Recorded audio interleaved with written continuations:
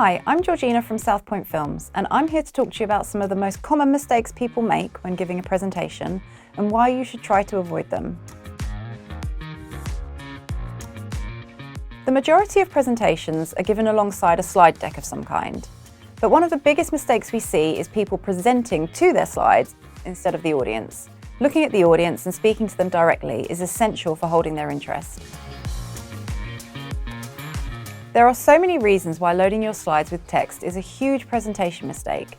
Putting text on screen encourages the audience to read your slides instead of listening to you. Yet listening to you is the whole point of giving the presentation. If the text is different to what you're saying, the audience is going to have to decide whether to listen to you or to read the text. Smaller chunks of information will retain their interest and be far easier to read, both for you as the presenter and your participants. It's an obvious one, but you should always run through your presentation a few times before you deliver it. Load up the slides and present it as you would on stage, even if it's just to yourself in the mirror. However, if you really want to nail your presentation, we would suggest recording the video on your phone or asking a friend or colleague to record it for you. That way you can watch it back and see how each message landed.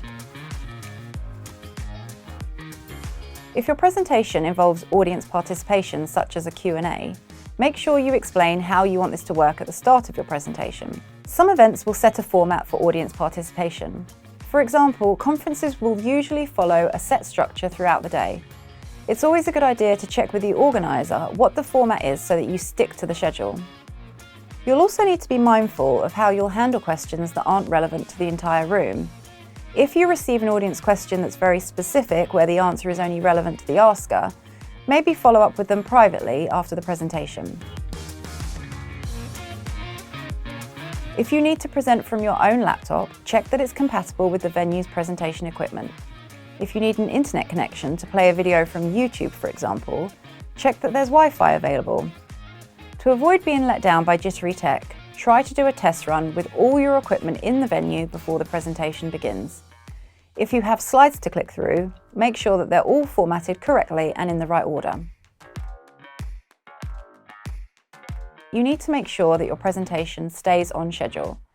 For starters, don't overstuff your presentation. Nobody wants to feel like key information was skipped or left out because you've run out of time. Likewise, make sure you plan enough content for the time you have available. You don't want to deliver a 30-minute presentation in a 60-minute time slot. While you could potentially fill the remaining time with an audience Q&A, you can't guarantee that you'll get any questions or that they'll be of good quality. To stay on schedule, set a timer at the beginning of your presentation or have a clock in your periphery that you can refer to periodically to check whether you're on track. Although, as a presenter, you can't choose the venue for most presentations, there are some things you can control when you get there. Be aware of your surroundings and use them to your advantage. Stand where the light is most flattering, move around the space you've got to work with, and use your body language to show enthusiasm and self-assurance. If your presentation is being recorded, you need to consider that you've got two audiences. You have the audience in the room and the audience who will be watching your presentation later on. Now, this doesn't mean that you should change the content of your presentation, but there's a few things you should try to keep in mind.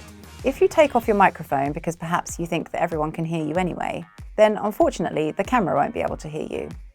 Don't add anything last minute which wasn't planned for. For example, an impromptu audience Q&A. If this isn't planned, the camera won't be able to capture any of the questions and therefore the viewers watching won't know what you've been asked. So when being recorded, remember that there's a camera there and please follow the instructions of the AV team to make sure we capture the best result.